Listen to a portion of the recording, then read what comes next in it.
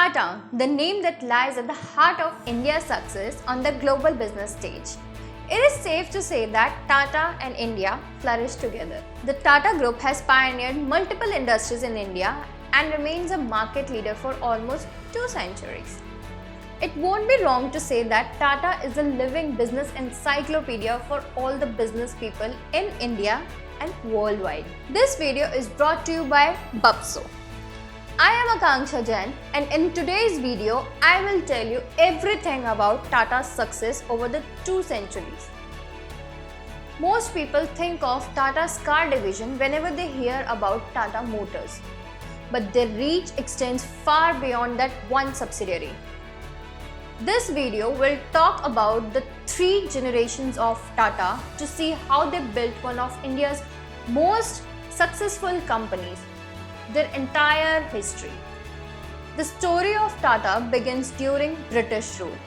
India back then was a massive exporter of cotton, but the brutal regime of the British East India Company left only a little space for local entrepreneurs to develop.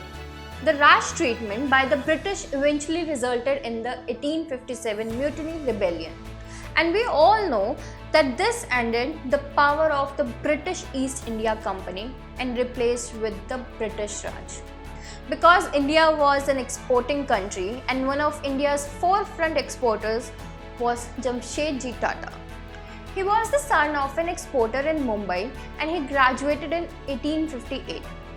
It was a perfect time to take advantage of the British economic reforms. Because his father's export business was growing in 1859, Jamshedji went to Hong Kong to pursue a subsidiary there. Upon seeing the sheer scale of British commerce there, he realized that the Tata export business had genuinely global potential. In the coming decade, he decided to travel to Japan, China, and Great Britain. He established a distribution network for his father's business and eventually created his own exporting company in 1862. From the very start, Jamshedji's philosophy was to find the best practices used worldwide and bring them back to India. In his textile mills, he enacted virtually unknown policies to most of India, like offering sickness benefits and pension to his employees. Yes, nobody knew these human rights policies in business before he brought them. He saw the wonders the Industrial Revolution had created in Europe, and he wanted to recreate them back home. He began working on a steel production plant in 1901 modeled after the ones he had seen in Germany. He was more ambitious about this hydroelectric project, inspired by his visit to the Niagara Falls power plant in 1903. Jamshedji realized the incredible power of tourism.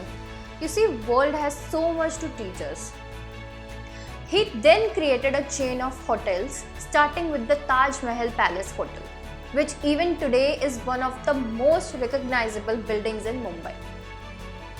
Jamshedji was indeed a man dedicated to business and to help people through it. He valued education to the point where he donated land and buildings towards the creation of Indian Institute of Science, the most prominent universities of India, especially known for education and research in science, engineering, management, and humanities. However, Jamshedji did not live to see most of his projects realized because he died while on a business trip in Germany in 1904, leaving the already sizable Tata company to his 2 sons. Together, they consolidated their ownership into a single holding company, which in turn is owned by charitable trusts they created for future generations. Jamshedji's sons fulfilled many of their father's ambitions. They oversaw India's first steel works in 1907, India's first cement plant in 1912, and the first indigenous insurance company in 1990. By the time leadership mantle passed on to the next generation in 1938, Tata Sons had comprised 14 different companies. This time, however, instead of going to one of Jamshedji's grandsons, leadership instead went to the hands of a distant cousin with a fascinating background. Jahangir Tata, better known as JRD, had been in the company since 1925. but he had been raised in France and was a close friend to the man who made the first flight across the English Channel. In 1932, he created the Tata Air Service, which initially only carried mail, but in 1938 started doing passenger flights as well, even helping out the British in the Second World War.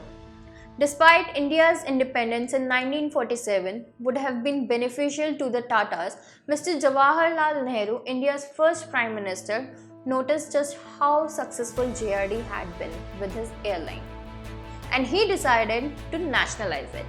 He kept JRD as the airline's chairman until 1977. So you see, it was only after 1977 that the company only went downhill from there, drowning in ever-increasing debt. Of course, JRD would not let politics get in the way of business. So he did his best to grow Tata while avoiding the wrath of the socialists. He created Tata Motors in 1945, initially with the idea of building locomotives. But in 1954, he branched out into commercial vehicles through a partnership with the German car company Daimler. 52 years of his leadership, JRD expanded the Tata Group from 14 companies to 95. He had dramatically changed the ownership of Tata Sons to appease the socialists. In 1969, the Indian government introduced the Monopolies and Restrictive Trade Practices Act, which was targeted at Tata even though they were very far from a monopoly by Western standards. But as JRD expanded the group and lowered its ownership in the individual subsidiaries, he started losing control. Some of his company just weren't performing, and the man he sent to fix them was this guy. Ratan Tata is one of Jamshedji's great grandson, and he joined the Tata Group in 1962. His first major project came in 1971. It was pretty tricky. Ratan Tata was given the charge of a struggling Tata company known as Nelco, which in the 1950s was India's biggest producer of radios. Just 20 years later, it had fallen to a 3% market share. Ratan Tata's focus was on technology and the future. So instead of trying to salvage the radio, he instead funded new products like satellite communications, which restored Nelco in the 1980s and made Ratan Tata the apparent successor of JRD. Ratan Tata claimed leadership of the Tata Group in 1991, right as a wave of economic liberalization swept across India. The socialists lost power and India finally joined the global capital market. But this presented a significant threat to Tata. Up until now, it had operated in a very protected economy, which was suddenly open to competition from foreign companies. Worse yet, JRD had let Tata become highly decentralized, so it would be prolonged to adapt to the new competitors. He sold his 20% of Tata Sons, the holding company, and used that money to buy shares in the Tata subsidiaries, especially Tata Steels and Tata Motors.